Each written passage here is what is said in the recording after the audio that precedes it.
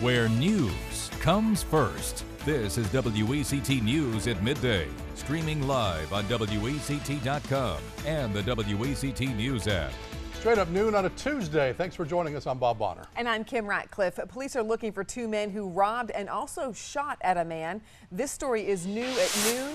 It happened near 13th and Dock Streets in Wilmington Monday night around 11. The victim told police he was walking near the tennis courts when two men asked to borrow a cell phone, then pointed a gun at him. The suspects took a backpack, cell phone, and cash from the victim. They also fired two shots, but no one was hurt. We have some new details on the shots fired near two schools. We've learned a witness told police that someone in a white car fired shots at a man. This happened on Castle Street in Wilmington Monday afternoon. Williston Middle and Gregory Elementary School went into a shelter-in-place situation for about 30 minutes. Officers found shell casings, but there are no reports of property damage or anyone hurt. We also have new information this afternoon on a man arrested on drug charges and trying to escape from jail. We've learned Montreal Daily tried to impersonate his cellmate to get out of the New Hanover County Jail on Sunday. Officials say his cellmate was asleep when his name was called, so Daly walked forward.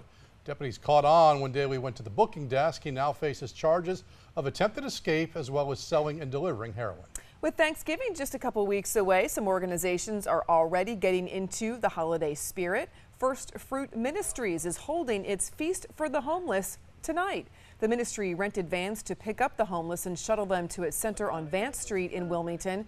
When the men and women walk in, they'll enjoy not only a warm meal, but will also leave with toiletries and other necessities. But we'll bring a big crowd in, probably over 100 people, and they'll be from, some from agencies and some from camps in the woods, some from, that we feed in the streets, and, they'll be from everywhere. It's just about making them feel very important one day a year, if we could. And First Fruit Ministries will be picking people up at the New Hanover County Library and Salvation Army at around 5. The feast starts at 6:30. Heading over to Gannon for a look at your lunchtime forecast. It's been a little drier around here. Yes, the trend is doing good things for us, Kim. Not much on the radar. We'll confirm that in a moment. There have been some sun sightings around the area so far today. And this photo coming from Southport. Isn't that nice? A morning downpour departing and some sun coming out, if only briefly. That through the camera lens of Erica Watts Evans into the Facebook page. Thanks so much, Erica, for documenting the return of a little brightness.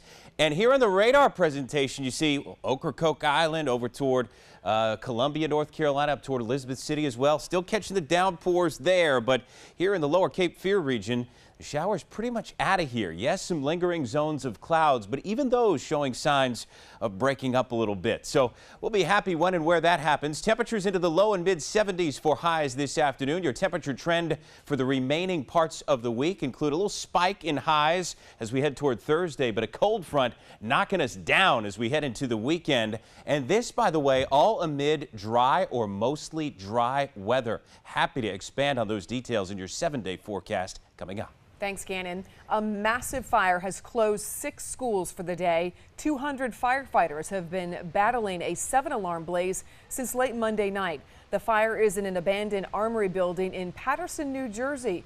Thermal imaging cameras show the heaviest flames are in the basement, 20 to 25 feet below ground. People living nearby have been offered a temporary place to stay because of all the heavy smoke.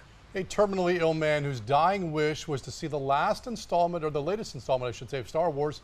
He's died now. According to a post on his wife's Facebook page, Daniel Fleetwood died in his sleep this morning at his home in Texas. Now, that latest Star Wars movie isn't scheduled to be released until December 18th, but thanks to Disney Studios, Lucasfilm, and director J.J. Abrams, Fleetwood saw that movie just last week. A fixture of New Orleans blues has died. Alan Toussaint collapsing after a concert in Madrid, Spain. He was taken to a local hospital where he was later pronounced dead. His daughter said it appeared he had a heart attack. Now, he'd been keeping a pretty busy schedule, appearing in the U.S. and in Europe in recent weeks. Alan Toussaint was 77 years of age. Quick check of your stocks at noon hour right now. The NASDAQ, the Dow, the S&P for a second straight day, all down at midday. Get weather at your fingertips with forecasts, pinpoint radar, and more. Download the latest WECT weather app from your app store. It's free. Sponsored by Wilmington Health. When it comes to higher quality, lower cost health care, Wilmington Health is leading the way in southeastern North Carolina. There really is no comparison.